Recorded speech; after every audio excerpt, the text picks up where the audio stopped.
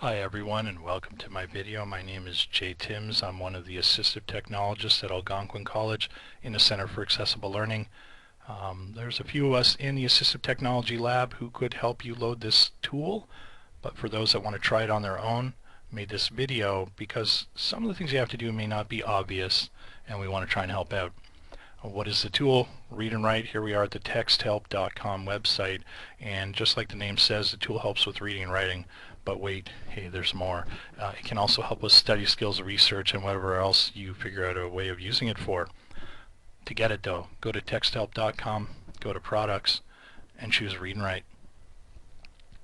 Later I'm going to do a video on different ways to use it. Although this tool has tons of great videos, I'm going to look at it from the perspective of someone who's either staff or student at Algonquin College. And the difference would be right now, if you're not a staff or student at Algonquin College, this will show you how to load the trial version, but I want to show students and staff at Algonquin College how to get the full version. So we hit the products, then read and write, and we're on the product page. You want to choose try now, and then you want to choose the operating system, and there's a bunch supported. I'm on a Windows 10 machine. The install process is slightly different depending on the machine you're using. So I'm going to click Windows and install. Really important here, I forget this half the time and wonder why the download is not loading in the bottom left corner of my Chrome browser. You actually have to select a product. So I'm going to use Windows CA, that's what we're licensed for.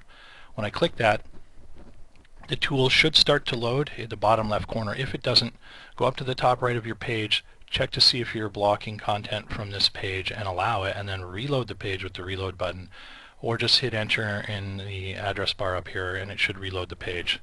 Now I'm going to cancel this download because I pre-downloaded it, trying to save some time here. I'm going to open up my download folder, and there it is, and we'll double click that, and that should launch. Then I can close the download folder, and here we go with the wonderful, it takes a few seconds, a little bit laggy, get that download pop-up. Once you're running it, not download pop-up, but install pop-up, you're going to get an alert from Windows, hopefully, because that's a good thing, telling you, hey, you're trying to run something, are you sure? Well, we know we are. We just chose read and write, so choose yes. A lot of people don't know, should I allow, or choose the positive choice. If you know you're doing something, good idea. Now let's accept and install. It'll finish up.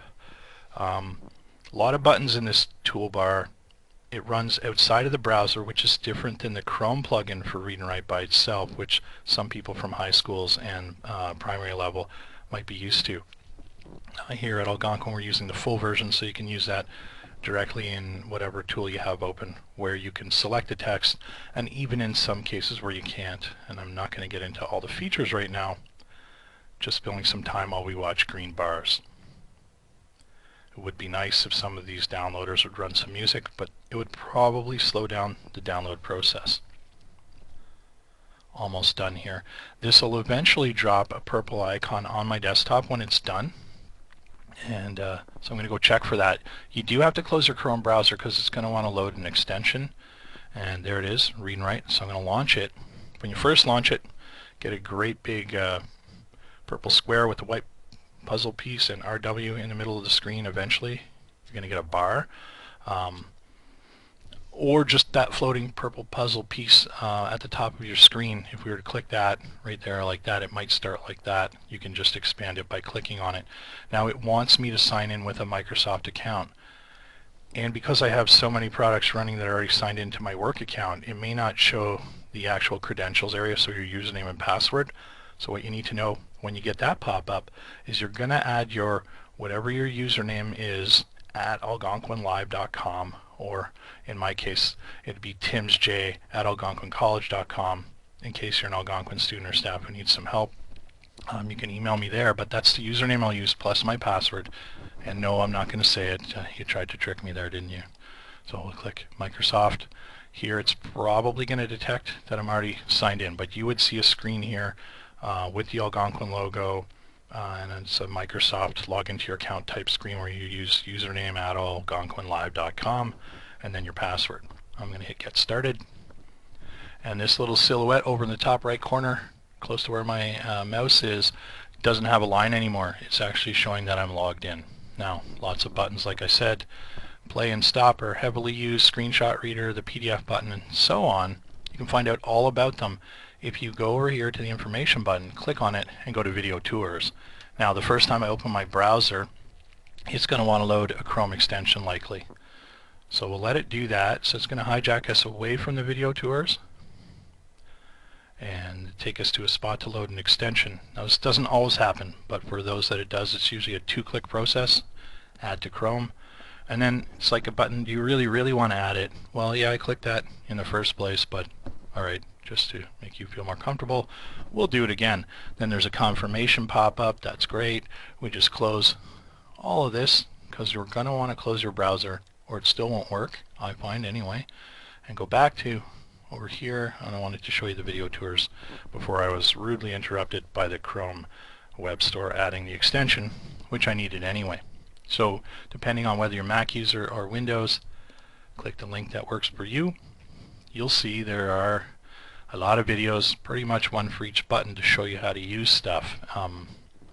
I will make a video specifically on how to use this with a Brightspace test and talk about the screenshot reader because that's pretty important.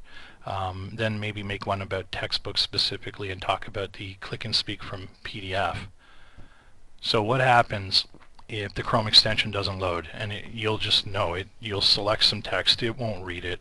What you can do is go to the Chrome Web Store, and from there look for Read and Write. Usually it's one of the top searches, but it could be other tools. Find out in a second here. And we could add the extension. Now, not going to work for me even though I can click add because it's already added. Those are the basic steps though to download Read and Write. Set it up. You can go and find some videos of how to use it, and then we're registering it specifically for Algonquin staff or students. If you need any help, give a shout out to the Assistive Technology Lab team at Algonquin College. We're on the college website. My email is timsj@algonquincollege.com, and thanks for tuning in.